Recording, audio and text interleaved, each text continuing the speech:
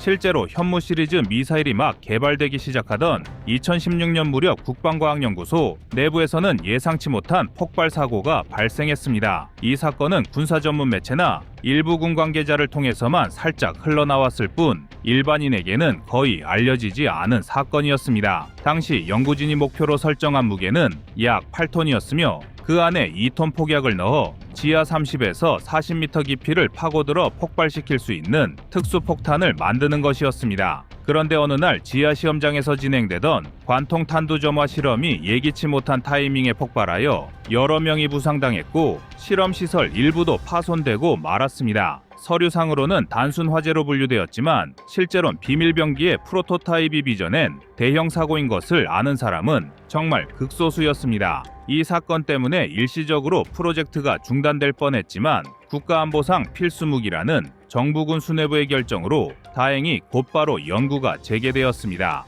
그리고 결국 8톤급 현무5 시제품이 완성 단계에 돌입하면서 한국은 스스로 개발한 대형 관통 폭탄을 보유한 소수의 국가 반열에 오르기 시작했습니다. 이것이 괴물 미사일로 불리는 현무5의 개발 비화였습니다. 이처럼 현무5는 수많은 우여곡절 끝에 성공한 비공개 실험들이 있었기에 오늘날 북한 지하 벙커를 정조준할 게임 체인저로 자리 잡게 된 것이었습니다. 그래서 준비했습니다. 오늘은 일반 대중에 공개되지 않은 현무5의 새로운 소식에 대해 알려드리겠습니다.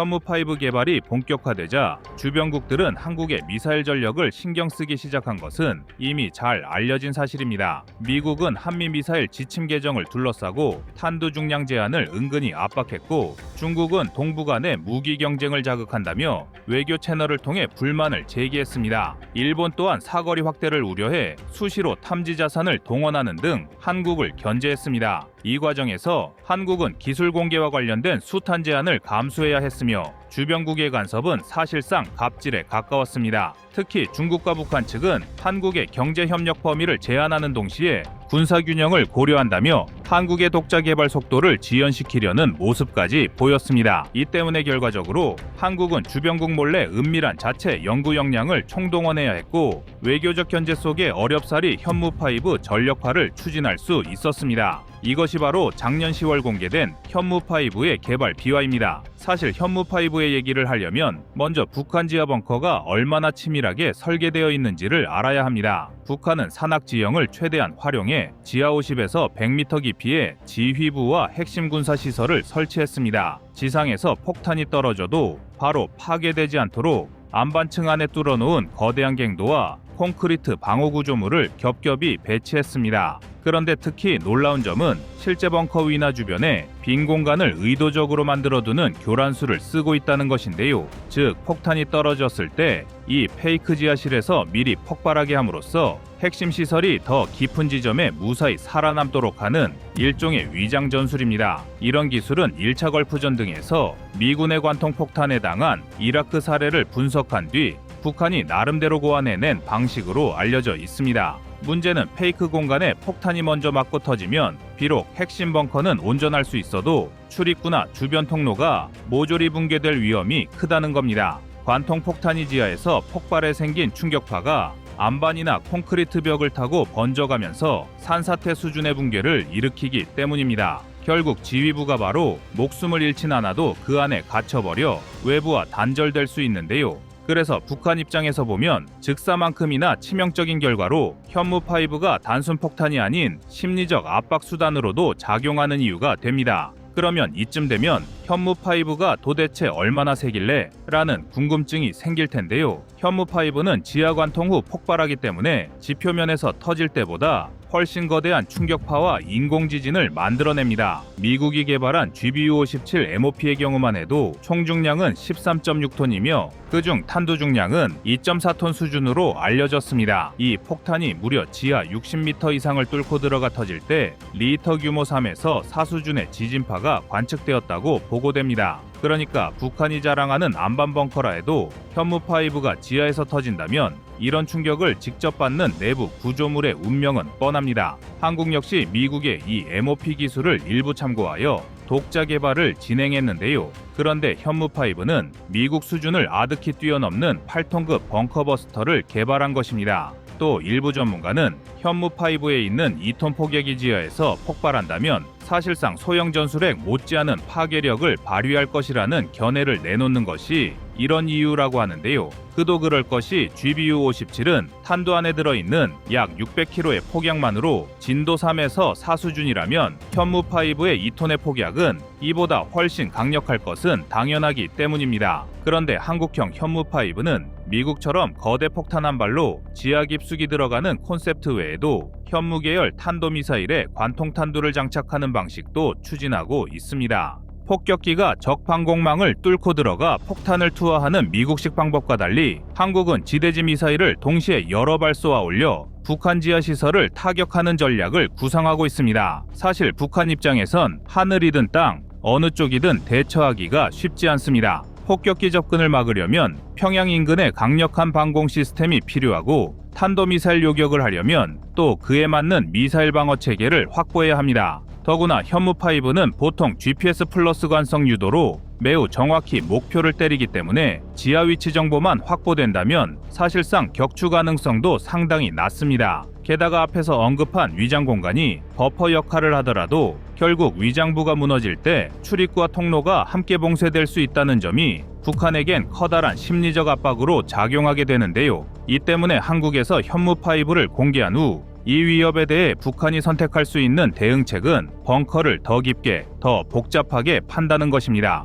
이미 많은 군사 전문가들이 북한이 200에서 300m 이상 깊은 곳에 특급 요새를 건설할 수도 있다고 전망한 것이 이런 이유 때문입니다. 하지만 문제는 그만큼 공사 기간이 늘어나고 비용도 천문학적으로 든다는 점입니다. 또 이런 대규모 공사는 한국이 얼마 전 쏘아 올린 위성으로도 탐지가 가능하기 때문에 사실상 국가 전체가 총력을 지원해야 하는데 이마저도 사전에 탐지가 가능해 무용지물이 된다는 것입니다. 현무5가 가져다주는 진짜 가치는 단순히 지하시설을 뚫을 수 있다는 기술적 측면에 국한되지 않습니다. 현무5의 대략적인 성능만으로도 북한 지휘부가 지하에 숨어도 소용없다는 위험만으로도 북한의 전쟁 의지를 꺾어버리는 강력한 억지 수단이 된다는 것이 핵심입니다. 그럼 실제 작전 상황을 떠올려 봅시다. 북한이 지하 벙커에 핵무기를 보관하고 지휘부가 내려가 있는 상태에서 한국군 혹은 한미연합군이 언제든 북한 지휘부의 지하시설을 무너뜨릴 준비가 되어 있다는 시그널만 던져도 북한 지도부가 얼마나 불안해할까요?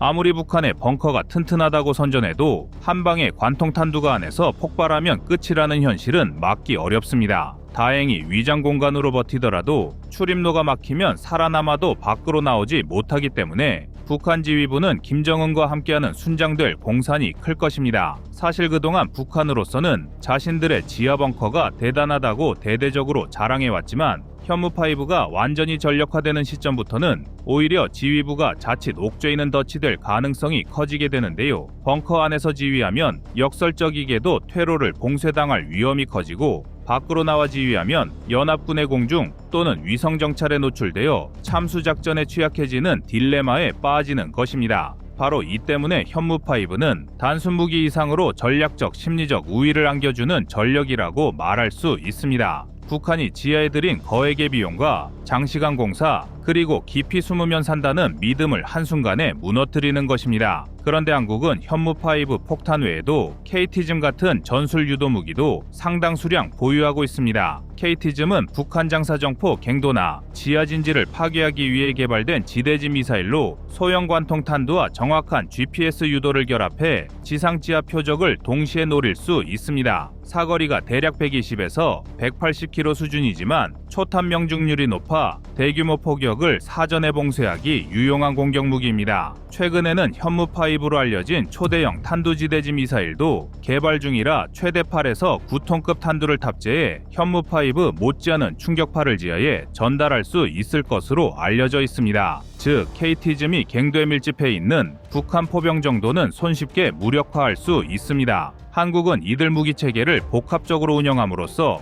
북한의 지하 시설을 무력화할 수 있습니다. 특히 여기에는 핵미사일 지휘부를 초반부터 무력화하고 전면전을 단시간 내에 종결짓는 전략도 구상하고 있습니다. 미국산 벙커버스터 폭탄은 공군 F-15K 등이 투하하거나 미군 B-2 폭격기 지원을 받을 수 있고, KT즘 현무5 같은 미사일은 육상에서 단시간 동시다발적으로 다수의 발사로 타격하여 양방향 공격이 가능한 전술이 펼쳐집니다. 이런 전술 시나리오만으로도 북한 입장에서는 막대한 부담이 될 수밖에 없습니다. 이는 단순히 첨단 미사일을 개발한 것이 아니라 게임 체인저로서 현무5가 자리 잡고 있음을 상징합니다. 한 줄로 요약하면 북한의 페이크 지하 공간조차 결코 안심할 수 없는 시대라는 이야기입니다. 이는 곧 북한이 지하시설 건설에 쏟아부은 막대한 노력의 효용을 한순간에 퇴색시킬 수 있다는 뜻입니다. KT즘 현무5 같은 막강지대지 전력과의 결합은 미래 한반도 안보 지형을 근본적으로 바꿔놓게 됐습니다. 지하 깊이 파고들어도 결국 지상 밖을 나오지 못하게 만드는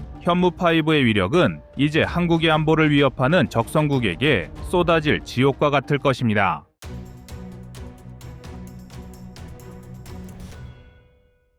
다음은 25년 2월 5일 중국 극초음속 공대공 영상입니다. 사실 이번 극초음속 공대공 미사일 개발을 둘러싼 개발 비화 중 하나가 과거 미국 유럽연합과 공동연구 프로젝트에 참여한 일부 과학자들이 중국으로 귀환해 설계를 가속화했다는 소식입니다. 이미 중국 본토에 설치된 아크가열 풍동은 1세대 모델이라고 불릴 정도로 구형이었는데, 이들이 외국에서의 첨단 실험 기술과 노하우를 상당 부분 가져왔다는 것인데요. 익명의 한 전문가의 주장에 따르면 이 연구진들은 본래 우주 탐사선의 착륙 기술을 연구하던 그룹과 협업하면서 극초음속 공기역학 모델을 발전시켰고, 이를 미사일 형태로 전환할 때 여러 획기적인 소재와 냉각 기술을 접목했다고 했습니다. 특히 극초음속으로 비행할 때 선두부에 열을 빠르게 식히는 공기 흡입 냉각 기술과 몸체 전체를 세라믹 기반 복합 소재로 감싸는 이중 구조를 최초로 실험적으로 시도했다는 것입니다. 문제는 이 복합 소재와 냉각 시스템의 비용이 말도 안 되게 비쌌고 실패 시 위험성이 엄청났다는 점입니다. 하지만 중국 정부는 프로젝트 초창기인 2021년부터 무제한 예산에 가까운 지원을 제공했고 연구진에게 최대한의 자유를 부여했습니다. 이 점이야말로 중국이 단기간에 극초음속 무기 체계를 만들어낼 수 있었던 가장 큰 성공 요인 중 하나로 꼽힙니다. 짧은 기간, 막대한 자본, 그리고 해외에서 축적된 인재들의 수용한 것 등 이 3박자가 맞물리면서 공대공 미사일의 개발 속도가 폭발적으로 빨라졌다는 겁니다. 더욱이 이 비공개 개발센터에서는 단순히 연구 데이터만 축적한 것이 아니라 실제 폭발 실험과 다중타깃 추적 실험도 이루어졌다고 했습니다. 흔히 미사일 연구에서는 모급 단계에서 여러 오류를 점검하고 이후 기체를 축소해 부분적 풍동 시험을 진행하는데, 중국은 초기부터 실물 크기에 가까운 프로토타입을 만들어 아크가열 풍동 테스트를 강행했다는 것입니다. 이 과정에서 수백 번의 변형 설계를 거쳐 지금의 테스트까지 끌고 왔다는 것인데요. 이처럼 극초음속 공대공 미사일이라는 빅샷을 들고 나온 중국의 행보는 이미 전략적으로 거대한 파장을 일으키고 있습니다. 이 때문에 미국이 스텔스 폭격기를 앞세워 진행하려던 전 세계 분쟁 지역에서의 공중 우위 확보 작전이 난관에 봉착하게 되었고, 나토를 비롯한 서방 동맹국들도 극초음속 요격 기술을 서둘러 연구해야 하는 상황이 전개되고 있는 상황입니다. 지금 앞서 소개한 내용만 보면 또 어떤 일부 시청자분들은 중국을 너무 빨아주는 거 아니냐고 하실 텐데요. 저는 딱히 중국을 좋아하는 사람이 아닙니다. 그렇다고 중국을 무지성적으로 비난하지도 않습니다. 단지 이번 주제는 한반도 주변국에서 전략무기가 개발되면 이는 분명 대한민국에게는 위협이 되기 때문에 우리 시청자들에게 올바른 정보를 알려드리고 그에 맞는 대응 체제를 준비하자는 마음으로 이 영상을 제작하는 것입니다. 물론 아직까지 실전 배치 단계는 완전히 공개되지 않았고, 또 예전에 중국이 자주 했던 것처럼 자신들만 인정하는 뻥스펙만으로 전 세계를 속이는 짓거리를 한 것일 수 있습니다. 하지만 그래도 우리가 분명히 알아야 할 것은 중국의 극초음속 미사일 개발이 사실이든 아니든 우리는 경계해야 한다는 것입니다. 그리고 이러한 파장은 한국만 생기는 게 아닙니다. 미중 간의 패권 경쟁 상황을 볼 때 중국이 이를 실전에 주변에 배치한다면 공중 우위가 요동칠 수밖에 없습니다. 중국이야 미국을 대상으로 모든 군사 목표를 잡았다고 하지만 사실 눈을 옆으로 조금만 돌리면 바로 한반도가 위치해 있기 때문에 우리 대한민국은 사실상 이 극초음속 무기에 노출됐다고 해도 무방할 것입니다. 그럼 다시 본론으로 돌아가서 중국 내부 연구소의 미공개 정보에 따르면 실제 이 미사일의 극초음속 시험은 일회성으로 끝난 것이 아니라 중국 서부 사막지대에 세워진 극비 실험 센터에서 수십 차례 반복적으로 이루어졌다고 했습니다. 이 과정에서 핵심적으로 사용된 것이 개량형 아크가열 풍동인데요. 그런데 알고 보니 이것이 기존에 알려진 것보다 훨씬 고성능의 장비였다는 것입니다. 사실 다른 나라들에서는 중국의 풍동 실험장이 화성 탐사선 개발 때만 쓰는 수준으로 추측해왔는데 그 수준을 한참 넘어서 충격을 주고 있습니다. 뿐만 아니라 이미 이보다 한 단계 진화된 열플라즈마 테스트까지 병행할 수 있는 시스템을 구축해 놓았다는 겁니다. 내부 소식통에 따르면 이 시설을 운영하기 위해 약 3년간 연구진이 밤낮 없이 기거하며 데이터 확보에 매진했다고 하는데요. 수백 명의 연구진 중 일부는 과거 미러 공동연구 프로젝트에서 경력을 쌓은 인력이라는 이야기도 흘러나오고 있습니다. 이처럼 막대한 인력과 자원이 투입된 결과 중국은 극초음속 공대공 미사일이라는 카드를 전 세계에 꺼내든 것입니다. 특히 미국의 최신의 스텔스 폭격기인 B-21 레이더 그리고 여러 동맹국들의 핵심 전력기가 이 미사일에 노출된다는 점만으로도 중국을 잠재적 적성국으로 둔 나라들에게는 그 사실만으로도 위협됩니다. B-21은 스텔스 능력과 장거리 침투력을 극대화해 적진을 몰래 파고드는 전략 자산인데 속도와 사거리가 압도적인 극초음속 미사일 앞에서는 기존 방공망을 피하는 전술이 무용지물이 될 수 있습니다. 스텔스 폭격기나 전투기가 어떻게 레이더에 잡히냐고 의아해하실 분이 계실 텐데요. 스텔스기도 레이더에 잡힙니다. 다만 오랫동안 탐지할 수 없다는 게 단점이었습니다. 통상적으로 스텔스 전투기를 탐지하기 위해 다양한 기술이 사용되는데요. 전통적인 고주파 레이더를 회피하도록 설계된 스텔스 기체는 저주파 대역 레이더를 활용하면 탐지가 가능하지만 해상도가 낮아 위치 파악이 어렵습니다. 때문에 수동 레이더와 혼합해 사용하면 전파를 방출하지 않고 주변 환경의 전파 신호가 스텔스 기체에 반사된 것을 감지하여 위치를 추적할 수 있습니다. 또한 다중정찰 네트워크를 통해 여러 각도에서 신호를 분석해 삼각 측량 방식으로 탐지 정밀도를 높입니다. 또 엔진에 열 신호를 포착하는 적외선 탐지는 근거리에서 효과적이며 양자 얽힘을 활용하는 양자 레이더는 스텔스 설계와 전파 흡수 소재를 무력화할 잠재력을 가집니다. 마지막으로 스텔스 기체가 전자 신호를 방출할 때 이를 추적하는 방식도 사용됩니다. 현대전장에서는 이러한 탐지 기술들로 인해 스텔스라고 만능이 아님을 보여줍니다. 그런데 중국의 극초음속 무기가 개발되면서 이런 탐지 시간을 극단적으로 줄이게 된다면 이론상 스텔스기도 격추가 될 수 있습니다. 이 때문에 극초음속 무기는 압도적 사거리, 초고속 비행, 그리고 예상치 못한 방향에서 날아오는 공대공 위협이라는 강점으로 인해 이미 전 세계 군사 전문가들은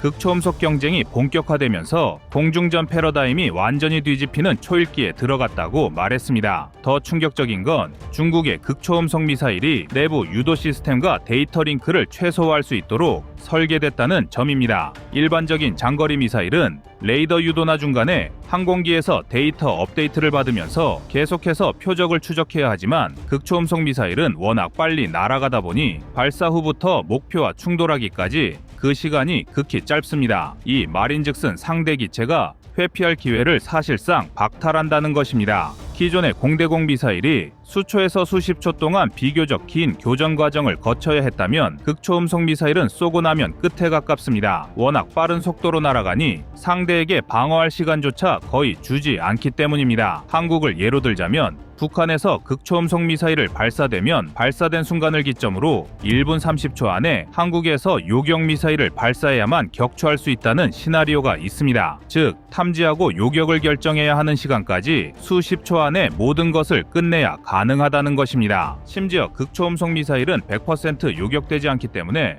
방공미사일도 여러 발 쏴야 할 정도로 난이도가 높습니다. 그런데 이런 미사일이 여러 발 날아온다면 방어하는 입장에서는 여간 까다로운 게 아닙니다. 그런데 여기서 더 심각한 것이 중국은 이 미사일을 젠16 전투기 같은 주력 전투기에 탑재하여 장거리 임무까지 가능하도록 테스트하고 있는 것으로 알려졌습니다. 이렇게 되면 극초음속 미사일이 발사 장소를 특정할 수도 없습니다. 더 쉽게 말해 이 무기가 실전 배치되는 순간 기존의 작전 개념을 송두리째 바꿔야 하는 것입니다. 여기에 더해 미국조차도 아직 극초음속 미사일에 대한 방어 시스템 역시 아직은 제한적입니다. 미국이 연구 중인 극초음속 요격체, 레이저 무기, 전자전 등 다양한 방법들이 아직 실전 단계로 완벽히 검증된 게 아니기 때문입니다. 하물며 대한민국도 완전한 방공 요격 시스템을 갖추지 않았기 때문에 중국의 이런 행보는 우리에게 좋을 게 단 하나도 없습니다. 그러니까 이제는 미국 공군은 냉전 시절부터 이어온 장거리 폭격, 적 핵심 지점 타격, 빠른 이탈이라는 공식이 더는 통하지 않게 될까 우려했습니다. 극초음속 미사일은 워낙 빠르다 보니 조기 경보 시스템에 포착되더라도 대응할 시간적 여유가 거의 없고 게다가 미사일이 변칙적인 궤도를 그릴 수도 있어 요격 자체가 극도로 어렵습니다. 이는 전 세계가 지난 수십 년 동안 쌓아 올린 요격 이론조차